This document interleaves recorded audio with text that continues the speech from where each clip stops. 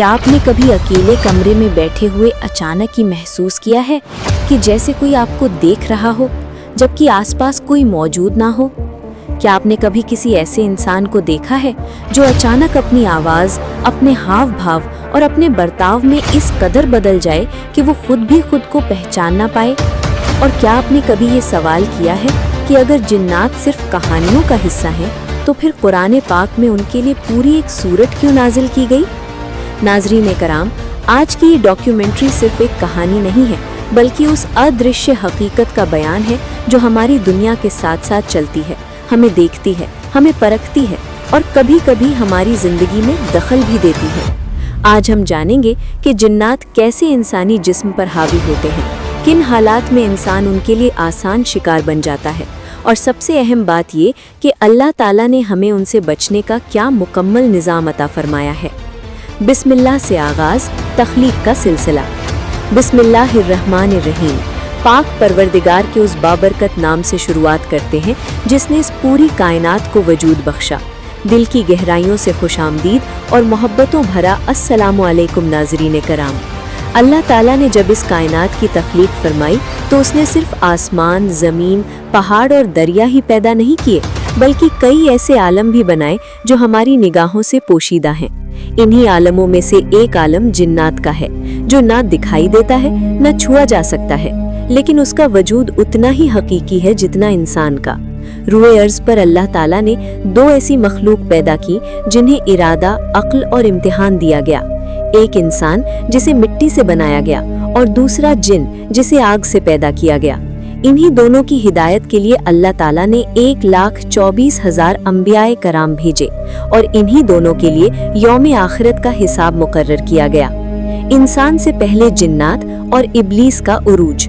रिवायात बताती हैं कि इंसान को जमीन पर भेजे जाने से बहुत पहले जिन्नात इस धरती पर आबाद थे, लेकिन वक्त के साथ साथ उनमें फसाद, जुल्म, खून खराबा और आपसी जंगें आम होती चली गईं। जब ये फसाद हद से बढ़ गया तो अल्लाह ताला ने फरिश्तों को हुक्म दिया कि जिन्नात को पकड़कर जमीन के वीरान जजीरों, पहाड़ों और गारों में कैद कर दिया जाए। इस अहम जिम्मेदारी के लिए जिस शख्स को चुना गया वो इब्लीस था।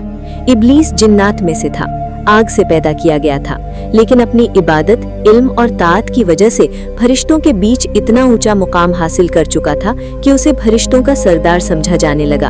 अल्लाह के हुक्म से इब्लीस ने फरिश्तों की एक जमात के साथ जमीन पर उतरकर जिन्नात को बहुत कम वक्त में कैद कर दिया। लेकिन यहीं से उस कहानी का वो मोड़ शुरू होता है जिसने पूरी इंसानी तारीख को बदल कर रख दिया। जब इब्लीस ने ताकतवर जिन्नात को चंद लम्हों में कैद कर लिया तो उसके दिल में एक ऐसा एहसास पैदा हुआ जिसे कुरान गुरूर और तकब्बुर कहता है। उसे लगा कि ये काम उसने अपने जोर और काबिलियत से किया है। यही वो पहला लम्हा था जब इब्लीस ने अल्लाह की नेमत को अपनी काबिलियत समझ लिया। फिर जब अल्लाह ताला ने हजरत आदम अलैहिस्सलाम को पैदा फरमाया और फरिश्तों को सजदा करने का हुक्म दिया तो इब्लीस का ये गुरूर खुलकर सामने आ गया। उसने कहा कि मैं आग से बना हूँ और ये मिट्टी से, भला मैं इससे बेहतर होते हुए इसे सजदा कैसे कर सकता हूँ? बस यही इनकार उसे बारगाह इलाही से हमेशा के लिए निकाल देने का सबब बन गया और वही इब्लीस अब शैतान कहलाया। एक रिवायत के मुताबिक जिन्नात एक मुकर्ररा वक्त तक कैद में रहे और वो दौर हजरत सुलेमान अलैहिस्सलाम तक चला। अल्लाह ताला ने हजरत सुलेमान पीस अपॉन हिम को ये मोजज़ा अता किया कि वो जिन्नात और शयातीन पर हुक्मरानी करते थे। जो जिन फसाद करता, नाफरमानी करता या इंसानों को नुकसान पहुंचाता उसे सजा के तौर पर फिर से कैद कर दिया जाता। जिन्नात कोई अफसाना नहीं बल्कि कुरान पाक की सच्चाई है। कुरान में न सिर्फ उनका जिक्र मौजूद है बल्कि पूरी एक सूरतुल जिन उन्हीं के बारे में नाजिल हुई।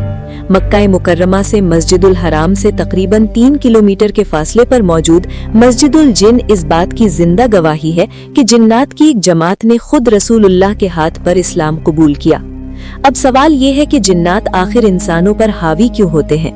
इब्न तैमिया रहमतुल्लाह अलैह के मुताबिक जब इंसान अल्लाह की याद से गाफिल हो जाता है, गुनाह, फहाशी, नशा और हवस में डूब जाता है तो उसकी रूहानी ताकत कमजोर पड़ जाती है। यही कमजोरी जिन्नात के लिए रास्ता बन जाती है।